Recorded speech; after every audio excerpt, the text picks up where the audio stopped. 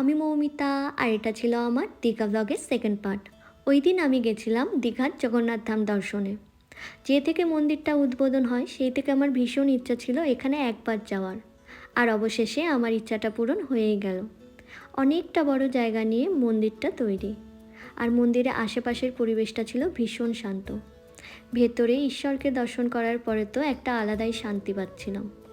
যদিও মন্দিরের ভেতরে ফটো ভিডিও করা একদমই অ্যালাউ ছিল না, তাই যেটুকু ফটো ভিডিও করেছি সবটাই মন্দিরের বাইরে থেকে। আমাদের হাতে সময় একদম কম থাকার কারণে ওখানে বেশিক্ষণ আর দাঁড়াতে পারিনি। তারপরে মন্দির থেকে বেরিয়ে লাঞ্চ সেরে একটু ডাবের জল খেয়ে নিয়েছিলাম।